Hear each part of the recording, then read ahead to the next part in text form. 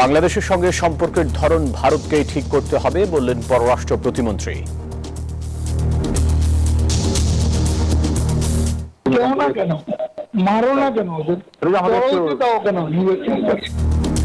আন্দোলনকারীদের মারার নির্দেশ দেন ওবায়দুল কাদের।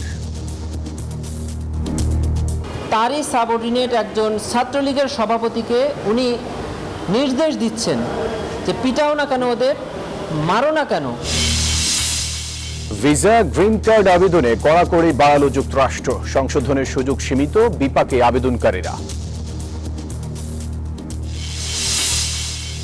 অগাস্টের প্রথম 5 দিনের রেমিটেন্স এসেছে 60 কোটি 20 লাখ ডলার, গত বছরের তুলনায় 83% বেশি। দর্শক, স্বাগত জানাচ্ছি প্রবাসী সংবাদে। আপনাদের সাথে আছি ফয়সাল মাহমুদ। দেখছিলেন বিআরবি কেবলস সংবাদ শিরোনাম। চলে যাব পুরো খবরে। ভারতের সঙ্গে সম্পর্কের উন্নতি চায় বাংলাদেশ, কিন্তু এজন্য দেশটির ভেতর থেকে ষড়যন্ত্র বন্ধ হওয়া উচিত, এমনটি মন্তব্য করেছেন পররাষ্ট্র প্রতিমন্ত্রী শামা ওবায়েদ। শেখ হাসিনার সংবাদ সম্মেলনের কথা উল্লেখ করে তিনি বলেন, এমন ঘটনা বন্ধ না হলে ভবিষ্যতে ভারতের সঙ্গে আলোচনা চালিয়ে যাওয়া কঠিন হবে। বিশ্লেষকরা বলছেন, ভারত সরকারের উচিত বাংলাদেশের জনগণের মনের ভাষা বোঝা। ভারতে আশ্রয় নেওয়া বাংলাদেশের সাবেক প্রধানমন্ত্রী শেখ হাসিনা সেখান থেকে বিদ্বেষমূলক বক্তব্য ছড়িয়ে দেশে যেন অস্থিতিশীলতা তৈরি করতে না পারেন সে বিষয়ে কূটনৈতিক চ্যানেলে যোগাযোগ করছিল বাংলাদেশ। কিন্তু 5 আগস্ট ভারতের ফরেন করেসপন্ডেন্ট ক্লাব আয়োজিত এক অনুষ্ঠানে শেখ হাসিনার অংশ নেওয়া বিষয়ে ভারত জানায় এটি বেসরকারি অনুষ্ঠান, এতে ভারত সরকারের কোনো ভূমিকা নেই।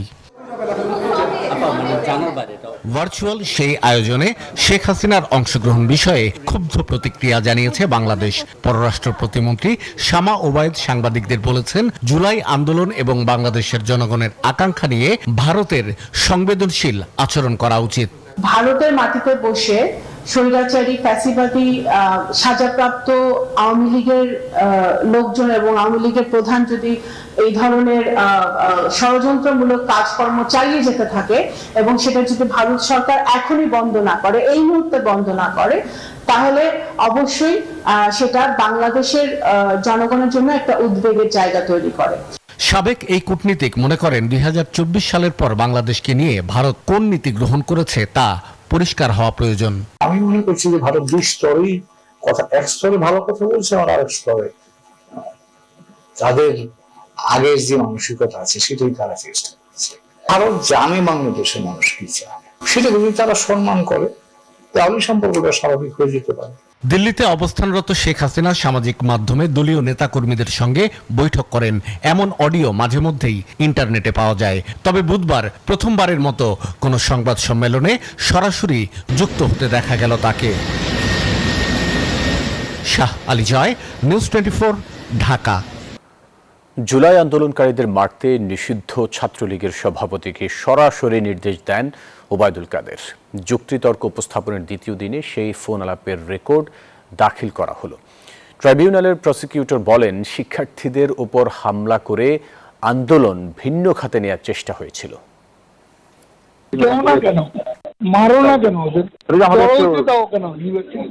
নিষিদ্ধ সংগঠন ছাত্রলীগের সভাপতি সাদ্দামকে এই নির্দেশনা দিতে শোনা যায় কার্যক্রম নিষিদ্ধ আওয়ামী লীগের সাধারণ সম্পাদক ওবায়দুল কাদেরকে। 24-এর 11 জুলাই শিক্ষার্থীরা যখন আন্দোলনের রূপরেখা নিয়ে সংবাদ সম্মেলনের পরিকল্পনা করেন তখন এই নির্দেশনা দেন তিনি। আমরা যেন ওদের মুখোমুখি না যাই, এটার জন্য বারবার আমাদেরকে বলতেছিল। আজকে কে বলতেছে? এই ফোন দিয়েছিল সবাই, আমাদের পুলিশ প্লাস বিপ্লব যোগাযোগ করছিল। সাদ্দাম হোসেন পুলিশের দোহাই দিয়ে বলেন, পুলিশ মুখোমুখি হতে নিষেধ করেছে, তবে নির্দেশনার বাস্তবায়ন ঘটে 15 জুলাই।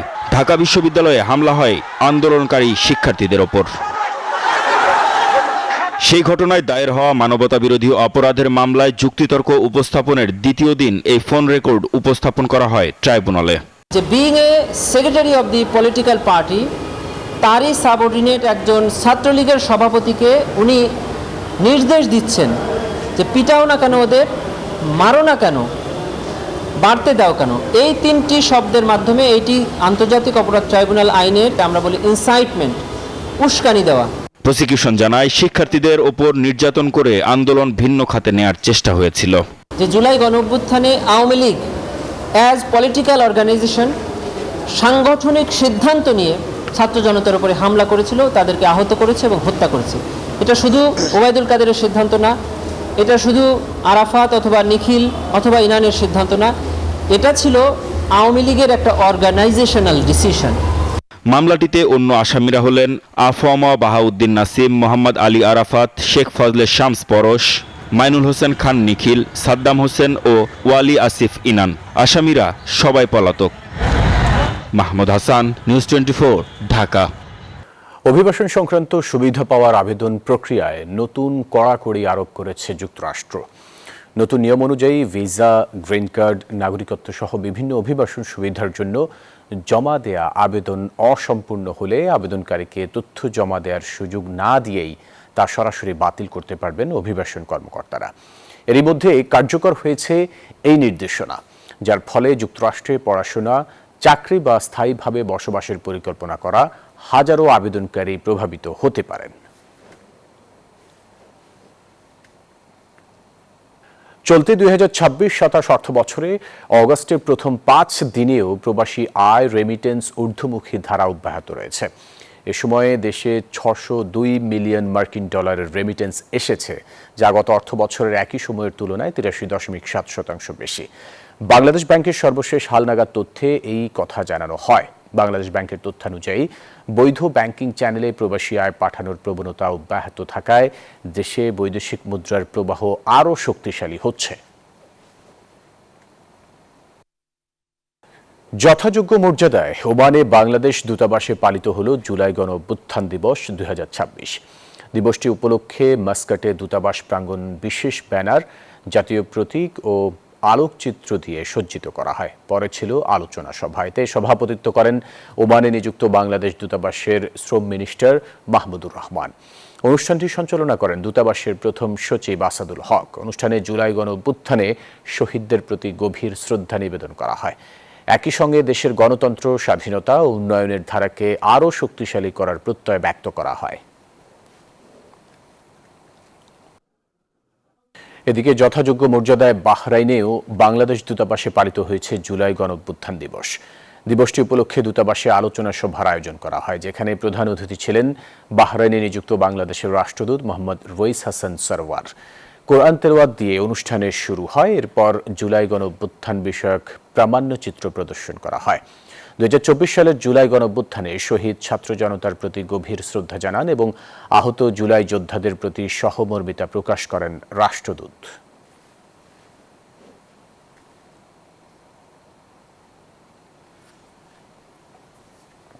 জুলাই গণ অভ্যুত্থান দিবস উপলক্ষে দক্ষিণ আফ্রিকায় বাংলাদেশ দূতাবাস এক আলোচনা সভার আয়োজন করে। প্রিটোরিয়া দূতাবাসের হল রুমে এই আলোচনা সভা অনুষ্ঠিত হয়। হাইকমিশনার শাহ আহমেদ শফির সভাপতিত্বে হাফেজ শেখ মাসিদের কোরআন তেলাওয়াত ও তর্জমার মাধ্যমে আলোচনা সভা শুরু হয়। এরপর অনুষ্ঠান উপলক্ষে নির্মিত প্রামাণ্যচিত্র প্রদর্শন করা হয়। এরপর জুলাই গণ অভ্যুত্থানের শহীদদের প্রতি গভীর শ্রদ্ধা নিবেদন করা হয়।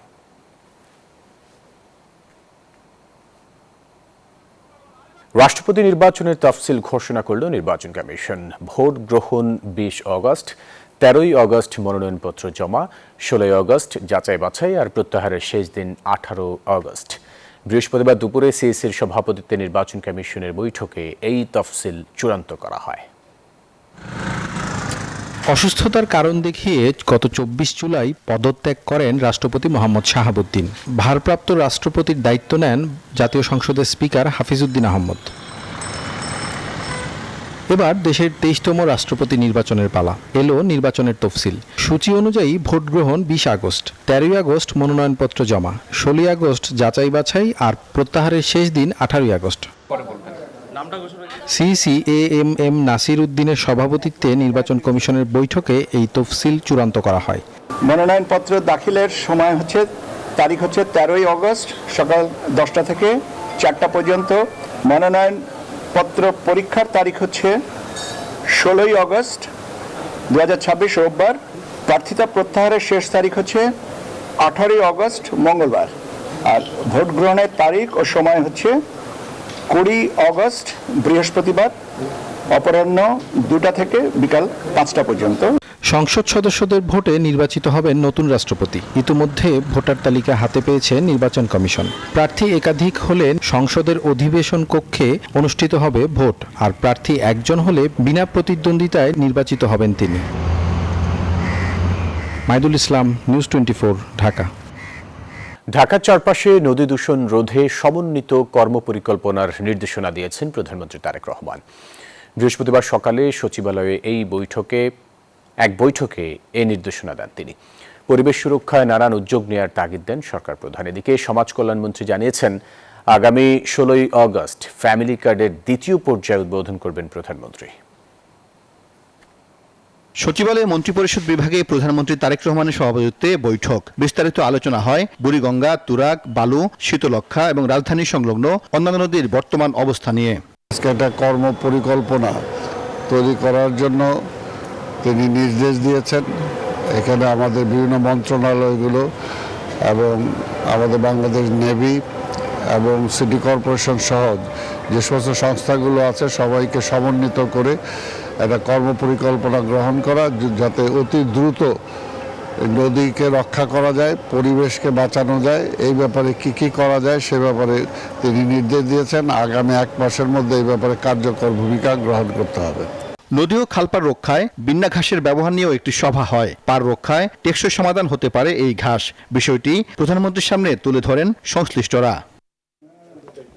এদিকে ফ্যামিলি কার্ড সংক্রান্ত কমিটির সভা হয় সচিবালয়ে। পরে সমাজ কল্যাণমন্ত্রী জানান, 16 আগস্ট কিশোরগঞ্জের লতিফাবাদে ফ্যামিলি কার্ড দেওয়ার দ্বিতীয় পর্যায়ে উদ্বোধন করবেন প্রধানমন্ত্রী। এবং আমরা খুবই আশাবাদী by the end of the October সারা দেশব্যাপী, সারা দেশের প্রতিটি উপজেলায়, প্রতিটি ইউনিয়নে এটা পর্যায়ক্রমে বাস্তবায়ন করা। এদিন প্রধানমন্ত্রীর সঙ্গে সাক্ষাৎ করেন জাতীয় প্রাথমিক শিক্ষা পদক 2026 প্রতিযোগিতায় দেশের গানে প্রথম এবং নজরুল সঙ্গীতের 3য় স্থান অধিকারী অনুশ্রী রায়। প্রধানমন্ত্রী তাকে একটি হারমোনিয়াম উপহার দেন। আজকে ওনার সঙ্গে যে কথা বলতে পেরেছি, মানে ওনার যে কথা শুনতে পেরেছি, এটাই আমার কাছে অনেক বড়। এছাড়া প্রধানমন্ত্রীর সাথে দেখা করেছেন তাবিউল ইসলাম রাকিব নামের এক নিরাপত্তা কর্মী, যিনি সামাজিক যোগাযোগ মাধ্যমে প্রধানমন্ত্রীর সঙ্গে সাক্ষাতের আকুতি জানিয়েছিলেন।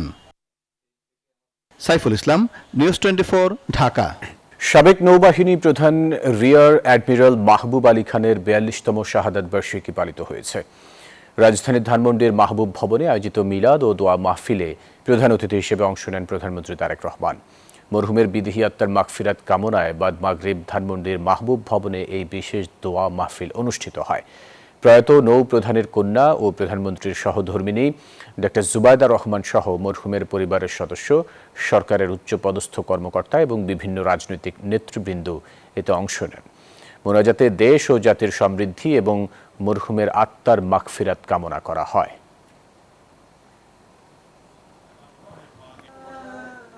রাজধানীর বসুন্ধরা সিটি শপিং মলে বর্ণিল আয়োজনের মধ্য দিয়ে আনুষ্ঠানিক যাত্রা শুরু করল থাইল্যান্ডের বিশ্বখ্যাত কফি চেইন ক্যাফে অ্যামাজন। উদ্বোধন করেন তেনভির বসুন্ধরা গ্রুপের ব্যবস্থাপনা পরিচালক আহমেদ ইব্রাহিম সুবহান। বসুন্ধরা সিটি শপিং মলের গ্রাউন্ড ফ্লোর ও 8 তলায় থাকছে অ্যামাজন কফি শপ। বিশ্বজুড়ে কোটি কোটি কফি প্রেমীর কাছে পরিচিত নাম ক্যাফে অ্যামাজন। এবার সেই আন্তর্জাতিক কফি ব্র্যান্ডের আনুষ্ঠানিক যাত্রা শুরু হলো বাংলাদেশে। বর্ণিল আয়োজনের মধ্য দিয়ে রাজধানীর বসুন্ধরা সিটি শপিং মলে ক্যাফে অ্যামাজনের নতুন আউটলেটের উদ্বোধন করা হয়। উদ্বোধনী অনুষ্ঠানে উপস্থিত ছিলেন তানভীর বসুন্ধরা গ্রুপের ব্যবস্থাপনা পরিচালক আহমেদ ইব্রাহিম সোবহান, বসুন্ধরা সিটি ডেভেলপমেন্ট লিমিটেডের deputy managing director captain Sheikh Ehsan Reza অবসরপ্রাপ্ত এবং লাইফস্টাইল বিজনেসের সিনিয়র এক্সিকিউটিভ ভাইস প্রেসিডেন্ট ক্রাইপিত প্রেমমানি। We hope Cafe Amazon becomes a place where students prepare for tomorrow's dreams, entrepreneurs discover new opportunities, professionals exchange ideas, families celebrate life's special moments, and friendships begin over a simple cup of coffee. This is how a brand becomes part of our nation's everyday life.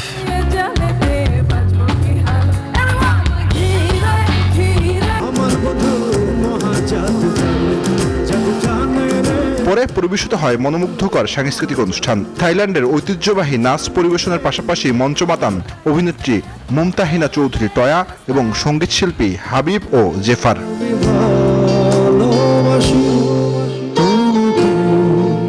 থাইল্যান্ডে না গিয়ে দেশেই cafe অ্যামাজনের coffee উপভোগের সুযোগ পাওয়ায় উচ্ছ্বসিত coffee প্রেমীরা। একটা নিউ এক্সপিরিয়েন্স হবে, ভালো লাগতেছে ভেবে, অ্যান্ড থাইল্যান্ডের কফির ফিল নিতে পারবো। আমি অ্যাজ এ কফি লাভার, এখন যেহেতু থাইল্যান্ডের কফি আছে তো আমরা এটা টেস্ট করতে পারবো অ্যান্ড হোপসো খুব ভালো লাগবে। অ্যামাজন কফি গুণগত মান বজায় রেখে সারা দেশে আরো নতুন নতুন আউটলেট চালু করবে, এমনটাই প্রত্যাশা তাদের। জুবাইর সানি, নিউজ 24, ঢাকা। দ্রুত সংস্কার, খেলোয়াড়দের বকেয়া ভাতা পরিশোধ এবং আগামী 7 দিনের মধ্যে স্টেডিয়াম পাড়ার অনিয়ম দূর করার আশ্বাস দিয়েছেন যুব ও ক্রীড়া প্রতিমন্ত্রী আমিনুল হক। বিকেলে জাতীয় স্টেডিয়াম ও এর আশপাশের এলাকা ঘুরে এসব কথা বলেন তিনি। এ সময় স্টেডিয়ামের আশেপাশের পরিবেশ ও অব্যবস্থাপনা নিয়ে অসন্তোষ প্রকাশ করেন তিনি। জাতীয় স্টেডিয়াম এর আশেপাশের বিভিন্ন মাঠ এবং অবকাঠামো পরিদর্শন করেছেন যুব ও ক্রীড়া প্রতিমন্ত্রী আমিনুল হক। দীর্ঘদিন পর আন্তর্জাতিক ফুটবল ফেরার প্রেক্ষাপটে ভেন্যুর প্রস্তুতি, মাঠের অবস্থা এবং সার্বিক পরিবেশ ঘুরে দেখেন তিনি। পরিদর্শনকালে সংশ্লিষ্ট কর্মকর্তাদের সঙ্গে প্রস্তুতির বিভিন্ন দিক নিয়েও আলোচনা করেন প্রতিমন্ত্রী। পরিদর্শন শেষে স্টেডিয়াম সংলগ্ন পরিবেশ নিয়ে অসন্তোষ প্রকাশ করেন যুব ও ক্রীড়া প্রতিমন্ত্রী আমিনুল হক। তিনি বলেন, দ্রুত সংস্কার কাজের মাধ্যমে পুরো ক্রীড়া এলাকার পরিবেশ উন্নত করে একটি মানসম্মত স্পোর্টস জোন হিসেবে গড়ে তোলা হবে। সন্ধ্যার পরে যে অনাকাঙ্ক্ষিত ঘটনা ঘটে, ছিনতাই থেকে শুরু করে মাদকের যে মানে অবাধ যে চলাচল, এটিকে আমরা রোধ করার জন্য ইতিমধ্যে সিদ্ধান্ত নেওয়া হয়েছে। পাশাপাশি আমরা এই টোটাল স্টেডিয়াম পাড়াটিকে একটি আধুনিক, একটু স্পোর্টস বান্ধব একটি পরিবেশ আমরা ফিরিয়ে আনতে চাই। স্টেডিয়াম পাড়ার দোকানগুলো থেকে জাতীয় ক্রীড়া পরিষদ প্রত্যাশিত রাজস্ব আদায় করতে পারছে কিনা এমন প্রশ্নেরও জবাব দেন প্রতিমন্ত্রী। এনএসসির যে রেভিনিউ পাওয়ার কথা, সেই রেভিনিউ এনএসসি পাচ্ছে না, তার মানে কি সরকার বঞ্চিত হচ্ছে। তো আমরা চাচ্ছি এনএসসির যে রেভিনিউ পাওয়ার কথা সেগুলো যাতে তারা সঠিকভাবে পায়, এগুলোকে পুনর্বিবেচনা করে আমরা পুনর্মূল্যায়ন করে ইনশাল্লাহ আমরা চেষ্টা করছি। খেলোয়াড়দের বকেয়া ভাতা দ্রুত পরিশোধের নিশ্চয়তাও দেন আমিনুল হক। তাদের টাকা 1 টাকাও মিস হবে না। তারা যদি 4 মাস তারা বেতন পেয়ে থাকে, যদি না পেয়ে থাকে তাহলে 4 মাসেরটা একবারে পাবে তারা। এ সময় আগামী 7 দিনের মধ্যে স্টেডিয়াম পাড়ার সব অনিয়ম ও অপতৎপরতার বিরুদ্ধে ব্যবস্থা নিয়ে প্রয়োজনীয় সংস্কার নিশ্চিত করার আশ্বাস দেন যুব ও ক্রীড়া প্রতিমন্ত্রী আমিনুল হক। খালিদুল ইসলাম তানভীর, নিউজ 24, ঢাকা। দর্শক, ছিল নিউজ 24 প্রবাসের সংবাদে। আরো সংবাদ ও বিশ্লেষণ জানতে ভিজিট করুন নিউজ 24 এতক্ষণ সাথে থাকার জন্য ধন্যবাদ।